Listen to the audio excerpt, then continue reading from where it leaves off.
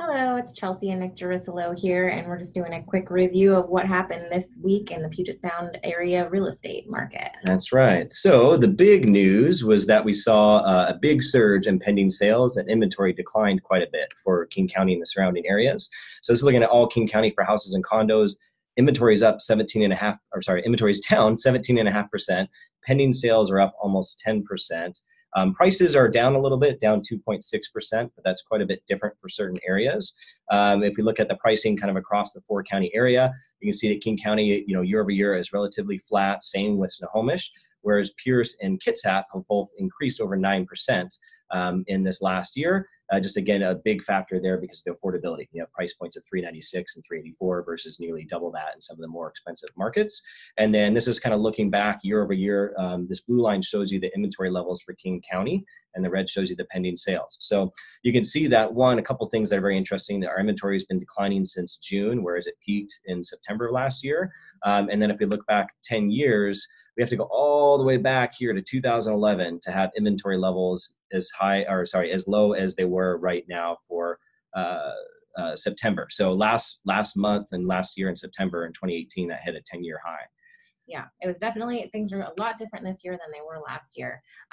Another factor that may be contributing to that is that interest rates right now are at like 3.57% for a 30-year fixed, whereas at the same time last year, we were looking at a 4.9% rate. So that's almost a point and a half higher, which 1% change in interest rate can be like the same as a 10% change in purchase price, which is huge for what your buying power is. So that definitely makes a huge impact as far as how many people are able to purchase price in those price points.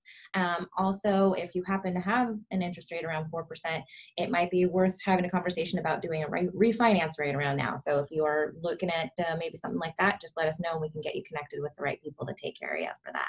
That's right. And then also CoreLogic, a data analytics company used by the banking institutions nationwide, just came out with their most recent loan performance insights report, which showed that the overall delinquency rate for the United States is at 3.8%. That's the lowest level it's been in 20 years. Got happy homeowners making their payments. That's awesome. right.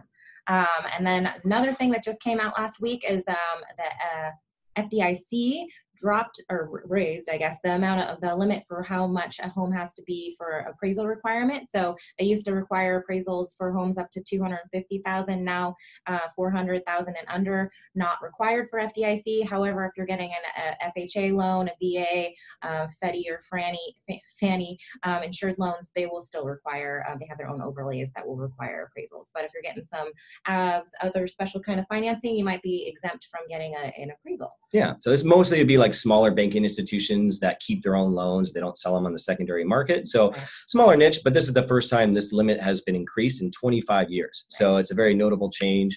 And then lastly, there was a bit of local news that came in last week. City Council in Seattle passed some new streamlined environmental reviews for upzones and certain housing projects. Yay, so move towards possible affordable housing. Yeah. More homes and smaller lots. Trying to speed up density. So this is kind of the most significant thing here, that until 2021, it'll ban these SEPA appeals. That's a state environmental protection agency.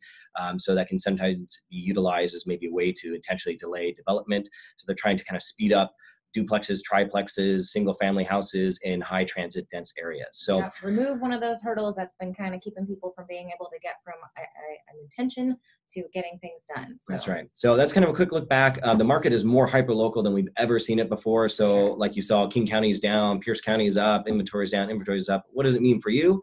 Just call, text, visit us online at happyhometeam.com and we can get you synced up. Happyhometeam.com. He was doing a headstand. That's right.